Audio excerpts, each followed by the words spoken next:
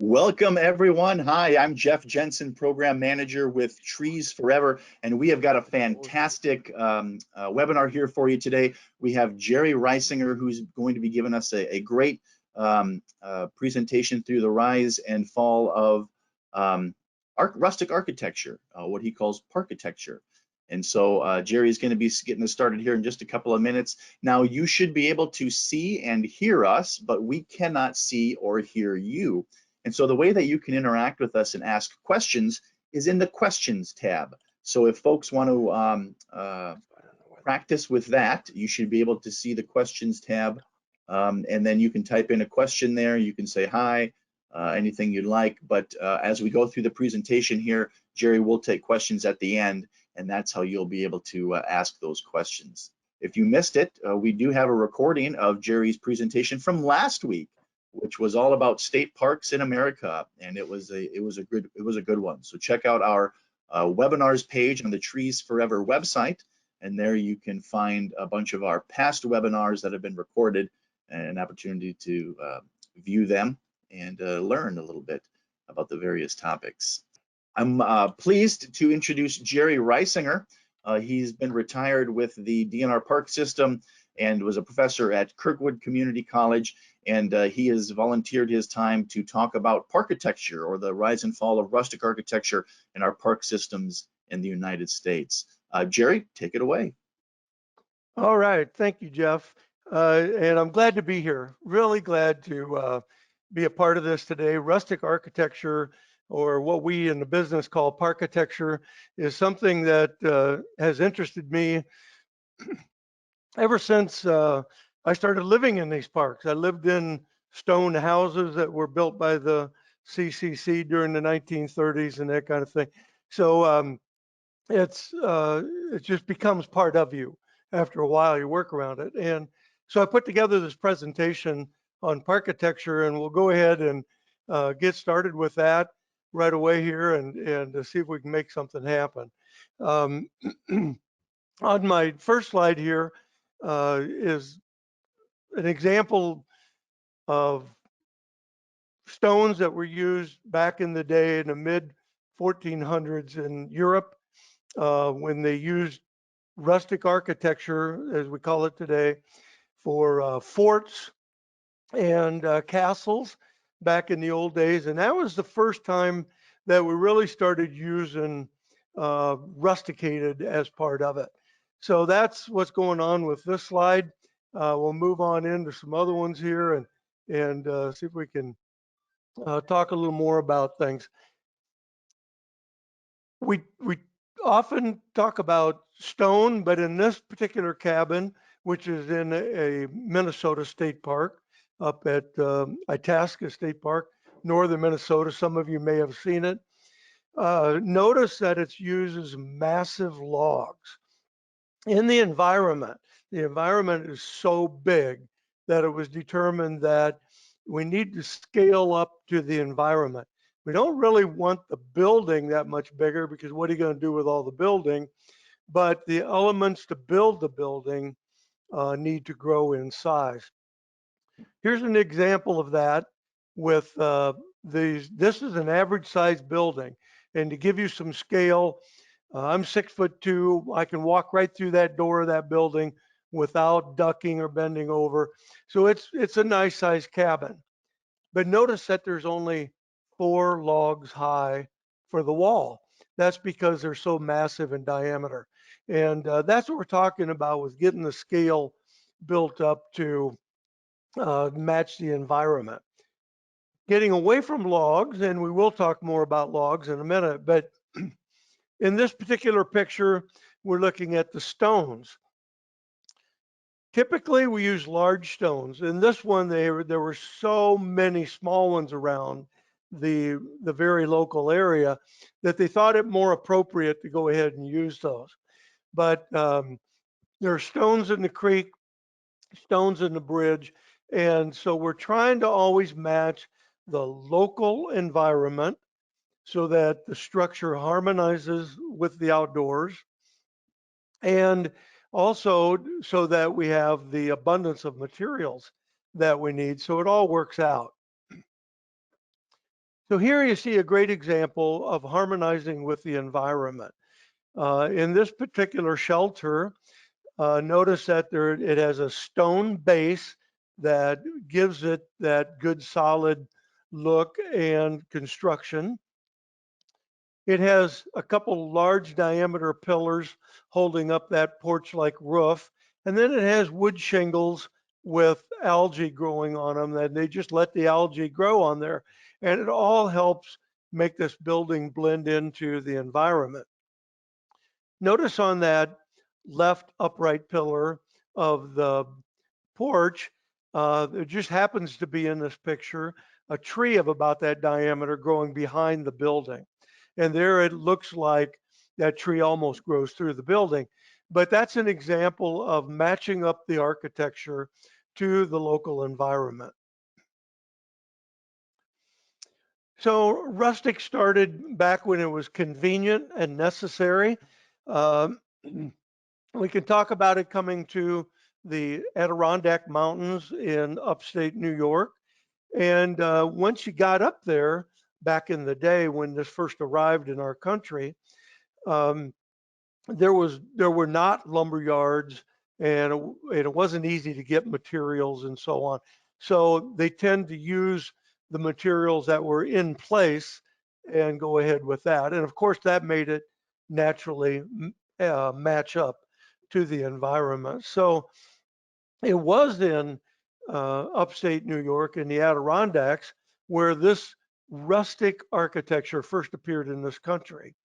And here we see an example of a cafe in the Adirondacks. And notice that it does have like a stone foundation wall, but the railings are made out of limbs and that kind of thing. So we start seeing this showing up more and more in the Adirondacks.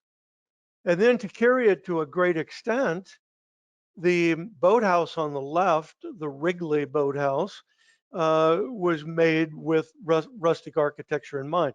Here again, it's up in the Adirondack Mountains, and they have this huge palatial uh, cabin, you might call it, or camp, they called them back then, to go with it.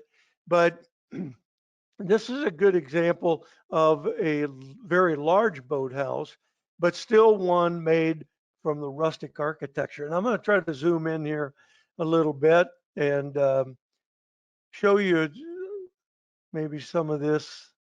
And you can hear and just see the sticks and the gnarliness used to help out with this. And notice that the pillars look like tree trunks almost growing right out of the lake. So that's what we're talking about with making this work that way. In a much later photo, the one on the right is Old Faithful Inn at Yellowstone National Park. And I'm sure at least some of you have been to this one before. And if you got in there and looked around and looked up, you would see kind of the same thing going on. And here again, I'm going to zoom in and try to pick out some of the gnarliness that's going on with these tree limbs. And I was told that the architect had foresters go out into the forest, pick out a tree trunk that happened to have a limb going out that they could use already in place, and then they bolted a second one on to match up to it. But that's how they did their construction. So early on, that's exactly what they did. That particular lodge was built by the railroads, and we'll talk a little bit about that. Just a couple real quick slides about the earliness of Yellowstone National Park. I mentioned in last week's program that it was the Army that ran Yellowstone from 1872 to 1916 when the National Park Service was developed. So in that time, we had the Army running the park. And the Army was not into rustic architecture at that time. So they built these buildings that you see here. And those buildings are still in place at Mammoth Hot Springs up in the north gate of Yellowstone National Park. As a matter of fact, the superintendent's office is still in one of those buildings. So there was the Army that was running it. And here's another picture of, as I mentioned last week, the Buffalo Soldiers running Yellowstone and Yosemite back in the day. These all black contingent of Army soldiers on horseback, from everything I read, did a wonderful job of developing the park, maintaining it, and building the standards that needed to be set for the time. But I said I'd talk a little bit more about the railroads building the early lodges. This is the exterior of Old Faithful Inn that I showed you the interior of before. It's a huge building.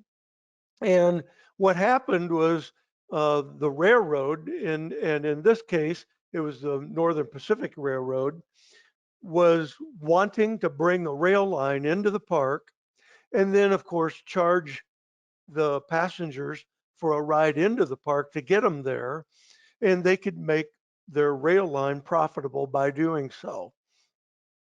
It just so happens that at that time, the Department of Interior also wanted to get people to these parks. And Yellowstone was clear out west in a very remote part of the country, and the masses were out east.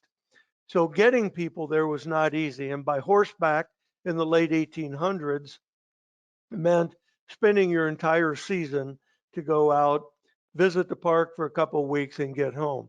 So the Department of Interior cut a deal with the railroads to bring their rail line into the interior of the park border, and then also build a lodge for overnight accommodations and for meals and bar drinks and that kind of thing. The railroad would then run this building for 50 years, and then it would revert to the Department of Interior for the park.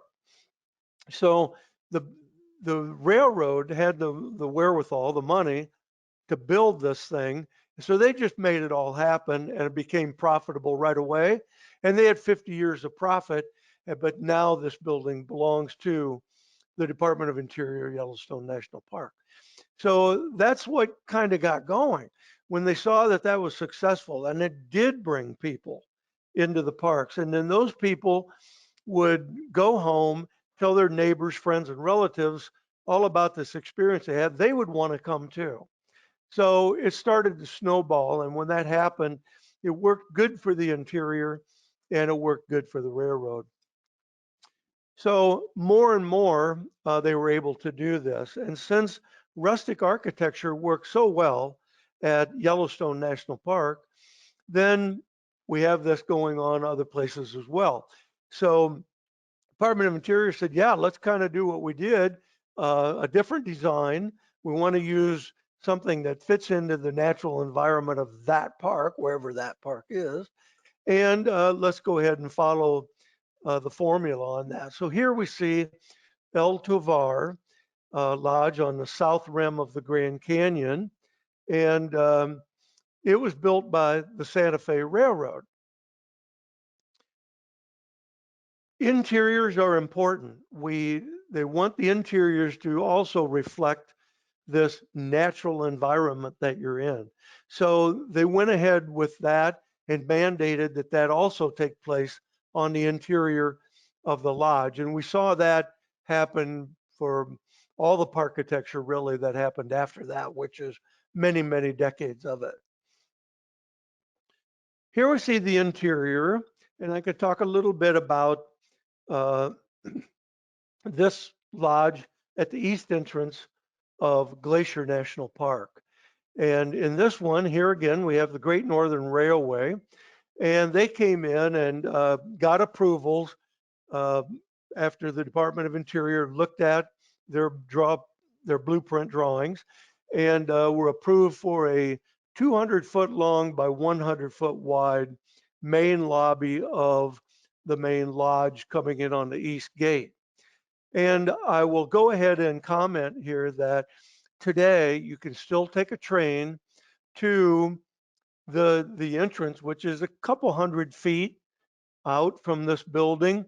get off with your suitcase, wheel your suitcase into this building, and you're set up. Same thing is true at El Tovar Lodge that I just showed in Grand Canyon. You can still take a train to the south rim of the Grand Canyon, get off with your suitcase, go into El Tovar, and be at home. So it still carries through because these lodges are so right near the entrance where the railroad is. In this one, I wanted to comment briefly that the architect said it was important to leave the bark on the tree trunks. So they wanted massive tree trunks. So they really didn't have quite big enough tree trunks around the area. Well, you have Great Northern Railway is a rail company. They can bring materials in on their own railroad. So they got these logs out of the Pacific Northwest, I think Oregon and Washington, and brought them in on their own rail and used them for the construction of this lodge. I'll also go ahead and mention that the architect specified that because they wanted the bark to remain on, the trees would have to be cut during the winter months when the sap is down in the tree. So that's what's going on to allow the bark to stay. If you cut these trees when the sap is up in the tree trunk, and then you get shrinkage with that moisture going away eventually, then one of the things that happens is the bark loosens on the tree trunk, falls off, and you no longer had what you wanted to have. A little more on interiors here up at Denali National Park. Um, Note that the view is important in many cases. And here the building is oriented toward what I believe they're calling Mount McKinley again. It was Mount Denali, then McKinley, and I think it's back. But the mountain is outside these windows. So you can sit in there and enjoy the interior of the building and still get to appreciate the outdoors, which is what you came for, right? And so here's what the train station looks like today at Grand Canyon at the South Rim. This is not El Tovar, but it's very, very close. So you get off the rail here, literally walk with your suitcase, maybe 200 feet or so, and you are where you need to be. I talked a little earlier about the mass and the scale. Here again, you want to scale things up because of the huge outdoors that you're in. Notice the size of the stones in this building. This is just massive, massive work. And it's hard to do, but it's very long lasting and it's very appropriate.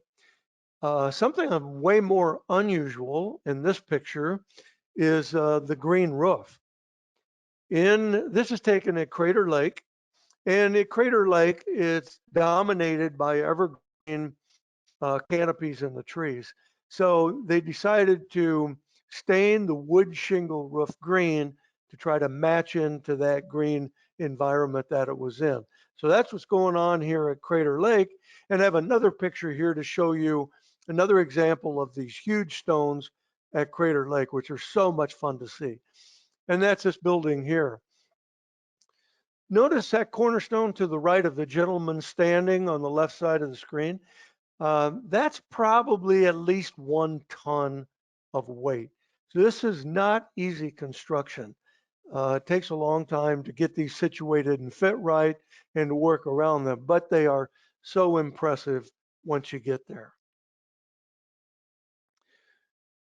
This was happening so well at the very beginning of the National Park Service that when Stephen Mather took the controls of the National Park Service, he wanted to keep it going.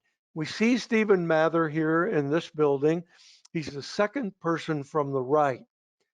He was a person from San Francisco that moved to Washington, D.C. to run the parks for the Department of Interior and was already in place in 1916 when the National Park Service was formed and then became its first director and then stayed in there for many years after. Here you see this group in front of the administration building at Mount Rainier. And you can still go look at this building today. It's fun, it's impressive to look at these things while you're at the park anyway.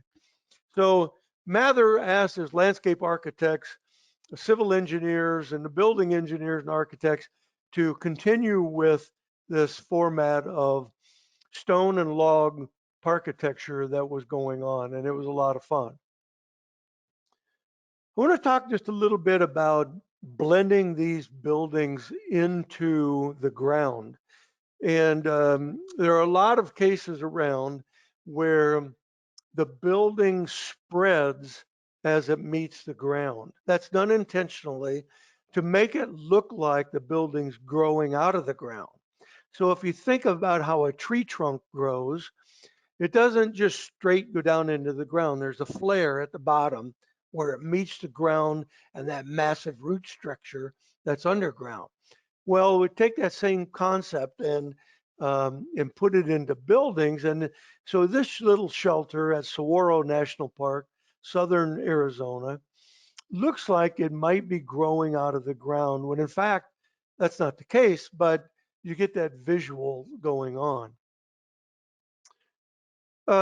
Here, one picture I wanted to include is Ledges State Park Lodge, 1928. So this predates the CCC and WPA in Iowa. This building now is long gone, but here you go back to that Adirondack style architecture with the railings made out of logs and the siding and that kind of thing. So just another example of that. But continuing on with the blending of the stones into the ground, here we see Guernsey State Park in Wyoming, massive stones, there again to try to get them to go with the environment, and then trending them out into the ground as they meet the ground, and gives it an unusual look. And you don't see it all that often, but you do see it occasionally out there. Here we have a picture of the Civilian Conservation Corps building this massive stairway, so to speak, out of rocks. This is a time in the early 1930s or late 1930s when this picture was taken. And I want to talk just a little bit about the CCC and the WPA. CCC stands for Civilian Conservation Corps, and the WPA stands for Works Progress Administration. Both of these entities were created by Franklin Delano Roosevelt when he became president in January of 1933. Roosevelt had been seeing what everybody had been seeing in late 1929 and the early 30s, and that was what? The Great Recession, the Great Depression. And we had 25% unemployment in the country. There were long soup lines, long lines for people applying for jobs, and it was incredibly tough time for the economy and for Americans. So you had men looking for jobs, women looking for jobs, anything to make it work. And if you got the job, you could plan on maybe getting $1 a day. So in October 1929, the stock market crashed, as I alluded to a minute ago.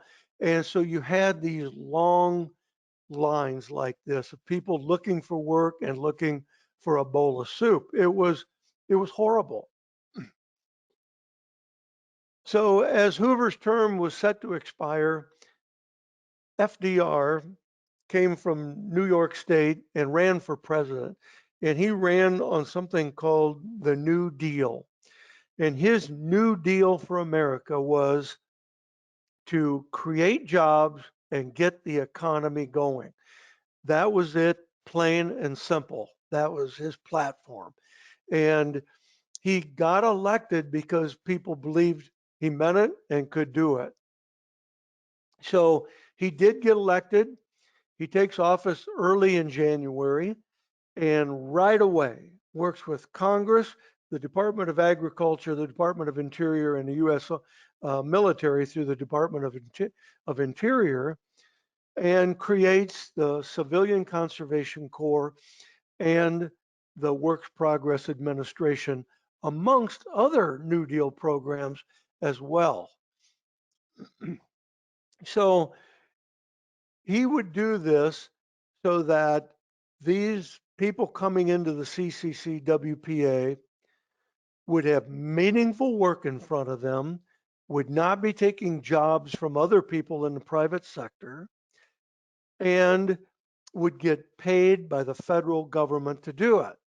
So it's interesting that it was all about jobs. Yes, it tremendously happened that it helped parks and conservation, but the main thing was to get the economy going.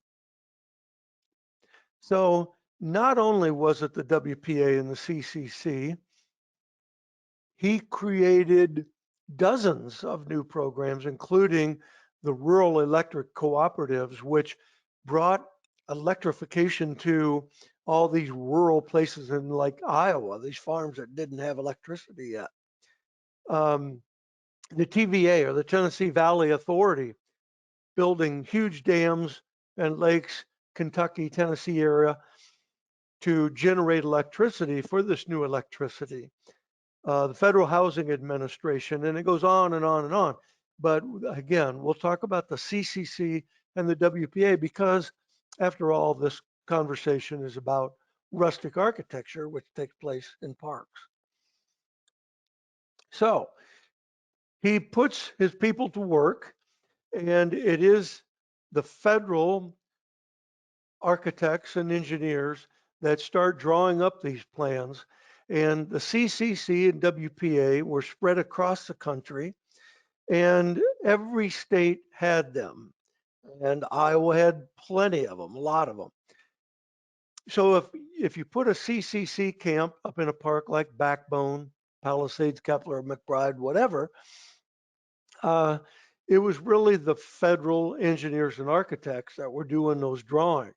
So the rustic architecture was spread across the country because of all the federal input. It was the federal government that was paying the bill for all of this, and they were putting in their architecture because they already had so much experience with it that it was going to work out well. So you did have these architects familiar with it. It was very popular in the parks that had been built. And you could, again, blend these buildings into the natural environment. And if you're in northern Minnesota, you make your buildings look a certain way. Maybe steep roofs to shed the snowfall, that kind of thing. But you may do something different down in New Mexico and Arizona. So it's different drawings for each park, but using same materials that were found locally around there to accomplish those drawings. Here we see the Ahwahnee Lodge at Yosemite, and some of you have probably been to this lodge. It's a gorgeous lodge. Notice how the stones match that huge wall behind it. Well, something I want to comment on for those of you may be going out to the Ahwahnee Lodge. The architects back then had a feel for what wildfire would do to these structures. And of course, as we know, out there in Northern California, is even today, we're having all these wildfires burning buildings down. So they specified that some of the timbers in this lodge would look like wood, but in fact be made of concrete. And when I was out there, I purposely went to check that out when I was in the building. And I had to be within about 2 or 3 feet of those wood timbers to really fully appreciate that they were not wood and that they were concrete. So they would make their forms for the timber out of logs sawed into planks and use that rough cut grain of the log, imprinted into the concrete that they poured in their form. Then they, when the concrete dried, stripped the forms away. That grain is embedded in the beam, and then they put it up, and later, when it was all done, go along and stain the appropriate brown onto the concrete, and you have what you have in this picture. So note that when you go out there, trying to keep things looking right, but doing what you need to do to keep fire from burning this beautiful lodge down. Uh, with the National Park Service doing a lot of the drawings for the CCC, that building on the left at Guernsey State Park, you can see how it's growing out of the ground, and I showed an example of that earlier. And you kind of lose that ground, that line of demarcation between the ground and the building. The building on the right is a tower up in Lake Bronson State Park and northern Minnesota. And this is the WPA that built this one. And there you see that clear line of demarcation. Here you lose the line of demarcation down at Longhorn Cavern State Park in Texas. And this is simply a stairway to get you up a level or two, but look at how complex it is. So they used raw materials. They broke up these straight lines as much as they could in the walls and got it to fit in as best they could. There's a lot of work done with that. Imagine if they had to do it today, how much simpler we would do it. It would be cost effective, but it wouldn't probably last as long and it wouldn't look as nice as this one does. Here's another interesting one. Picture I took up in northern Minnesota at Gooseberry Falls State Park, north of Duluth on the North Shore. Interesting pink and reds combined with a slate colored gray in the stones, but that's exactly what's around there. When you get to looking around the ground that you're walking on, you go, yeah, it matches all up. Well, it makes for an interesting looking building, and one that I thought would be fun to throw into this. Here we have glacial erratics or granite at Ledges State Park at Boone, Iowa. Ledges does have limestone cliffs in it, and you'll see limestone used quite a bit there. But on this particular bridge, they chose to use the glacial erratics. So by that term, I mean, is the granite wasn't naturally there, but the glaciers pushed it in from Minnesota or Wisconsin and deposited it when it melted and left them around in the fields that the farmers then later used. Okay, so that's what you had going on there. Northeast Iowa at Backbone State Park, you see their buildings and entrance portals and drinking fountains stuff look like this. This is the limestone that was not quarried in the park, but very, very closely outside of the park. And so you see the stone shelter at Backbone in Northeast Iowa, and you see a lot of other limestone in Northeast Iowa at Makokata Caves, Palisades, Kepler, and so on. It makes for a great building material, actually. In central Iowa, here at Pine Lake State Park, we see the entrance portals at the south entrance. They have sandstone there, so their cabins are of sandstone, the beach houses of sandstone, the lodge, and so on. Lake Aquabi State Park, just south of Des Moines, also uses sandstone. So you can see that you can make this rustic architecture work with different materials, and that goes on across the country in that fashion.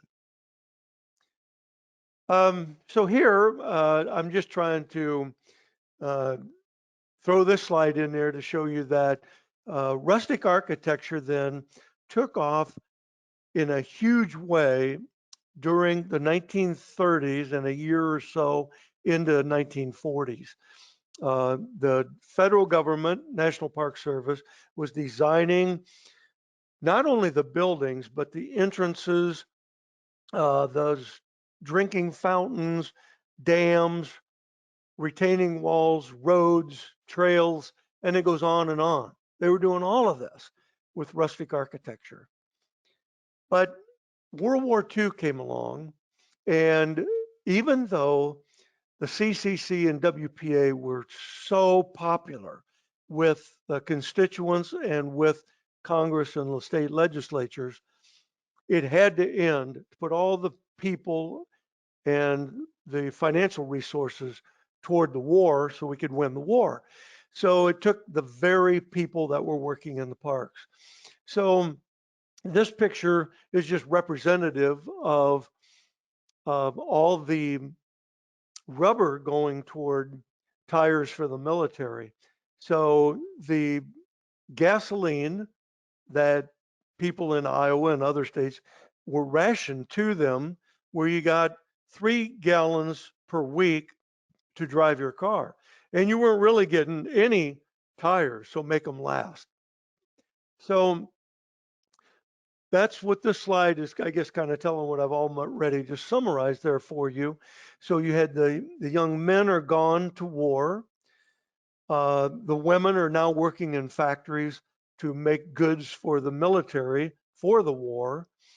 And because of the rationing of gasoline and tires, if you had a state park, let's say 15 miles away, not that far, but you couldn't really get there because you didn't have enough gas and tires, and you needed that gas to get to the grocery store, go to the courthouse, or things that were basic and fundamental in your life.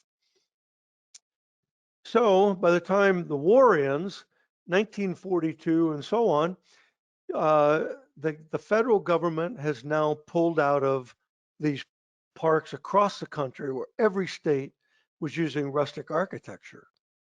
And remember, they didn't care that it was inefficient so much because it was make work jobs for the CCC WPA. So when you got this building or dam done, let's move on to something else and do something more because we want to pay you a wage and we want to keep you busy on something constructive.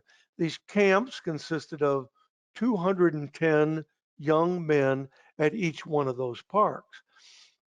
So let's keep things going to keep it busy. But once the war was done, now the state was going to have to maintain those parks and do any development that was going to be done. And they would have to do it on their own budget. So they looked at things a little differently. People were now employed. The economy was good after the war. Things were back to normal a little bit. And they needed to watch their budget and do things efficiently with their money. So they started putting up buildings like this because they were a lot more efficient than the rustic architecture was. And then eventually, as a side note, by 1955, you have the National Park Service getting ready for their 50th anniversary. That would be coming up in 1966, 50 years after 1916. And they came up with a whole different architectural approach, and we call this the Mission 66. So you see that in quite a few of the national parks out there, but not really so much in the state parks. But in these old rustic architecture buildings and dams and whatever, most of them that are out there, they're going to get saved. They will get saved now. They're all over 50 years old. They're all worth preserving. And most all of the states have implemented policies that protect these structures.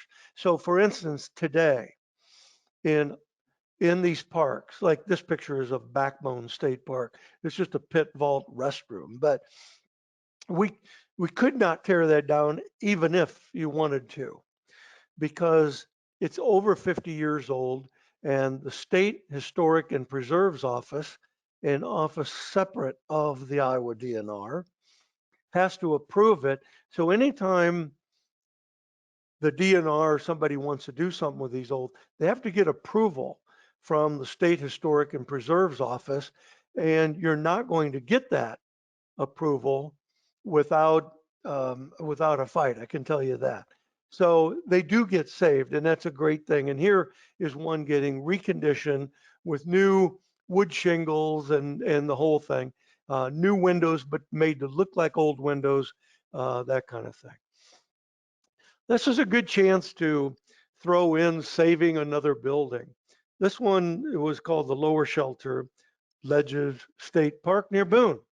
And the building was fine for many decades. And then the Army Corps of Engineers built Saylorville Reservoir just up stream from Des Moines and close enough to ledges that not real often, but on 2 or 3 or 4 occasions had flooded and backed up water so far that it backed it up on the Ledges State Park and flooded this building. And this building was flooded for much of the summer, 1993, and some of you remember how bad the flooding was that year. It left about 3-4 feet of silt in this building. And since it had happened before, the DNR worked with the Corps of Engineers, and the Corps of Engineers agreed to work with the DNR to pay for relocating this building. So they said, well, let's move it up to higher ground, but we'll keep everything exactly right, and got it all approved through the State Historic and Preserves Office. So they did, well, that's not easy to relocate a masonry building.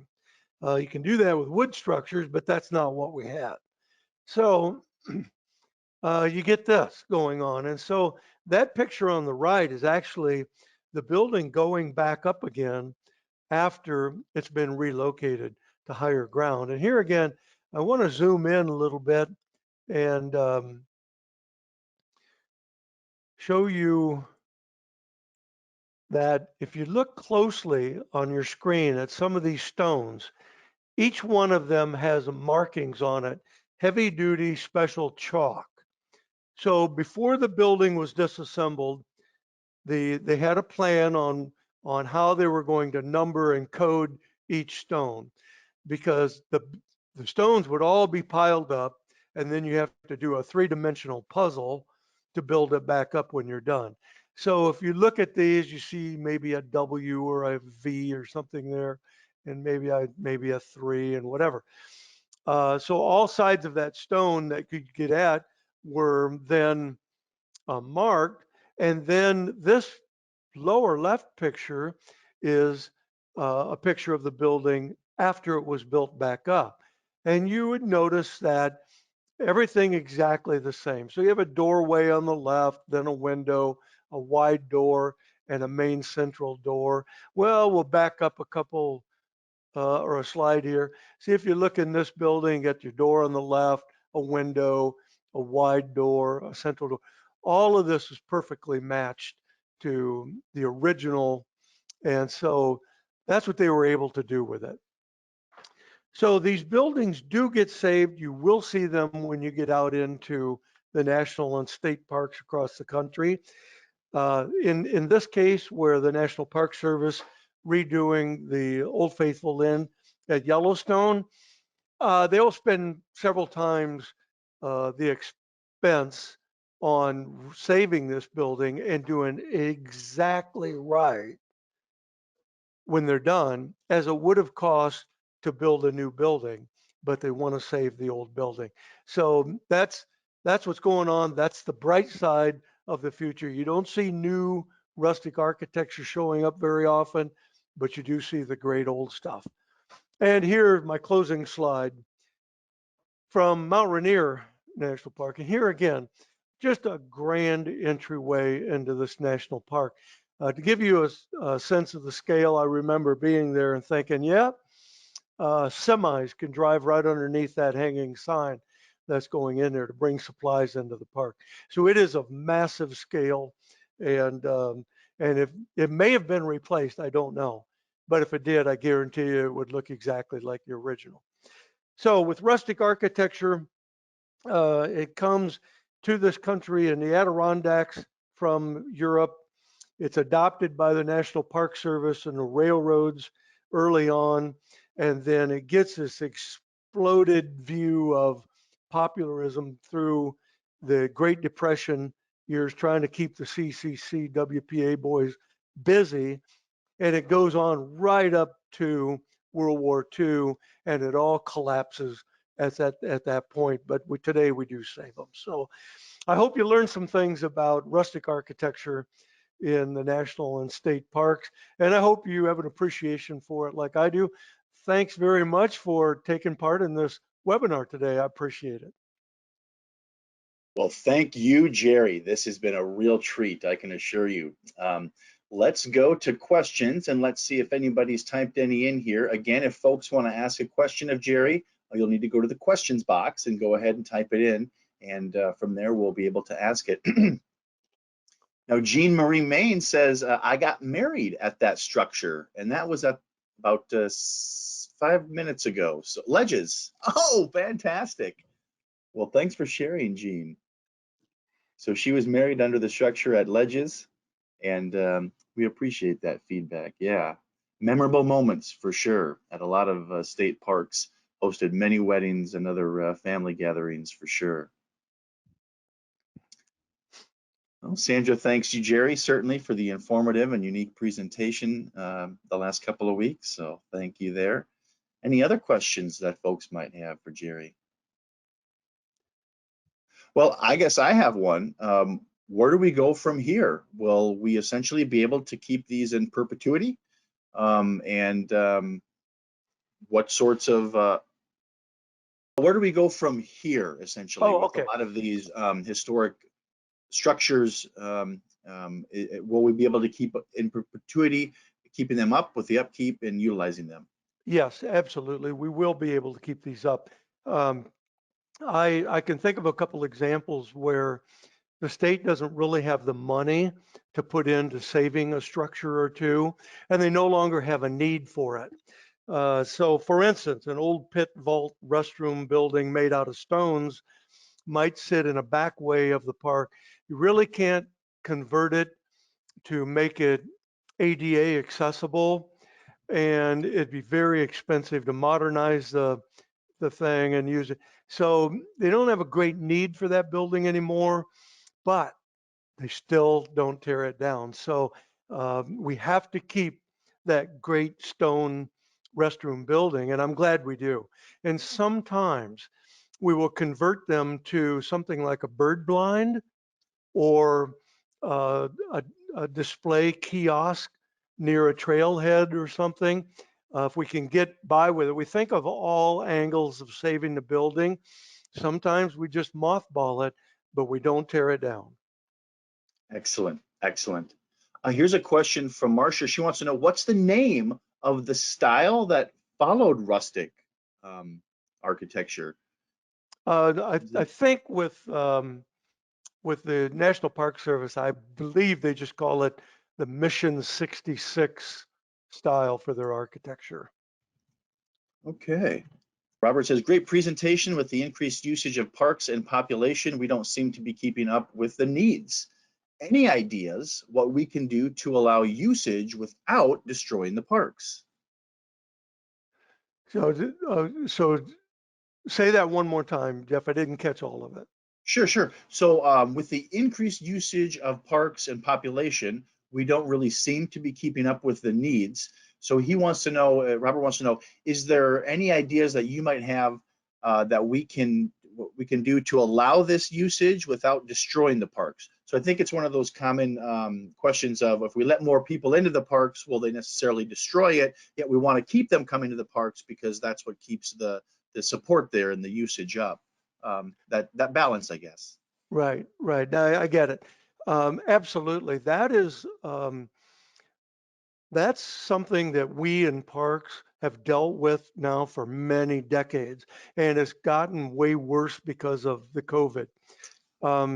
Just to give you a quick example, I was out at Zion National Park about a month ago, We arrived there at 7:30 in the morning, planned to take the shuttle service, which is the only way you can access the upper tight canyon of that park.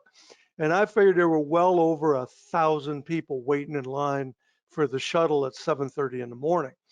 All the parks are getting this huge amount of use, a buildup from people not getting into them last year and this year. So whether it's state parks, Iowa has experienced it. They know this because of how the campgrounds are looking and their count that comes in the gate and that kind of thing. All the states are saying the same thing. National Park Service is flustered on what to do about it.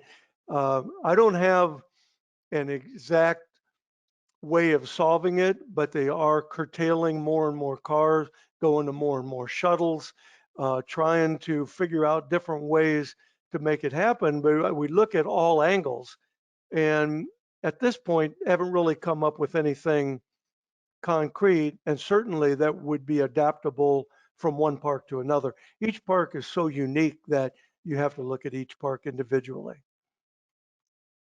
Makes perfect sense. So a fun question here from Cindy. She wants to know, is there a top site to visit if you had to choose one? Okay.